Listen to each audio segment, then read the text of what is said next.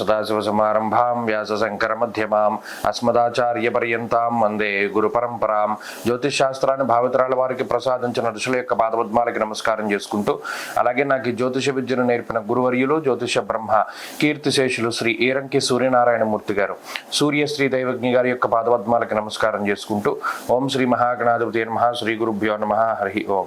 వీక్షకులందరికీ నమస్కారం. మకర రాశి వారికి ఈ వారం సానుకూలమైనటువంటి వారంగా చెప్పవచ్చును.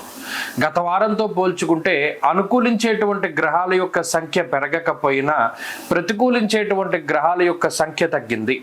ముఖ్యంగా అష్టమ కుజుని యొక్క దోషం తొలగిపోవడం అనేటువంటిది మకర రాశి వారికి కలిసొచ్చేటువంటి అంశంగా చెప్పవచ్చును. అష్టమంలో ఉండేటువంటి కుజుడు అటు ఆర్థికంగా చాలా ఇబ్బంది పెట్టారు, ఆరోగ్యపరంగా చాలా ఇబ్బంది పెట్టారు. ఆకస్మికమైనటువంటి విషయాల జీవితంలో జరిగి స్థానచలనానికి, ఉద్యోగంలో మార్పులకి, వ్యాపారంలో మార్పు చేర్పులకి ఆయన యొక్క గ్రహస్థితి కొంత ఇబ్బంది పెట్టినటువంటి వాతావరణమే మకర రాశి వారిలో ఉన్నది. ఇప్పుడు ఆ అష్టమ కుజుని యొక్క దోషం తొలగిపోవడం అనేటువంటిది ఒక గొప్ప ఉపశమనంగా చెప్పవచ్చును. కార్యసిద్ధి కలుగుతుంది. అటు శనేశ్వరుడు చంద్రుడి యొక్క అనుకూలతల వల్ల కార్యానుకూలత ఉంటుంది. అయితే ఒంటరిగా కష్టపడతారు.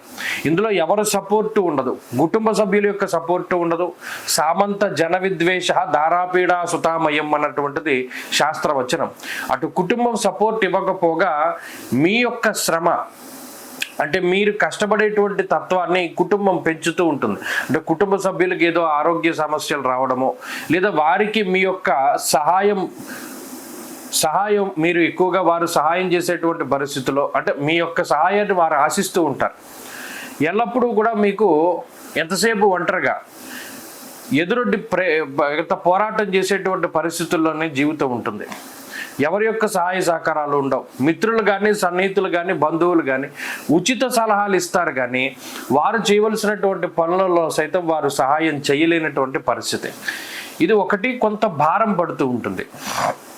ఏదైనా ఒక శుభ కార్యక్రమం చేసినా, లేదా ఏదైనా మీ భుజస్కంధాల మీద ఉండేటువంటి బాధ్యతకి సంబంధించినటువంటి పనులు చేసినా ప్రతి చిన్నదానికి మీరే కష్టపడాలి, కానీ ఎవరి యొక్క సహాయం ఉండదు. ఇది ఎక్కువగా ఇబ్బంది పెట్టేటువంటి అంశం.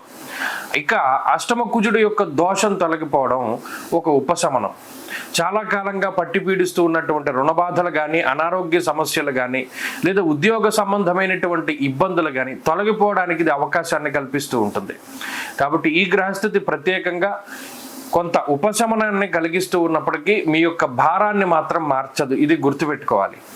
విదేశీయాన సంబంధమైనటువంటి విషయాల్లో సైతము కొద్దిపాటి ఇబ్బందులను ఈ గ్రహస్థితి సూచిస్తూ ఉన్నది.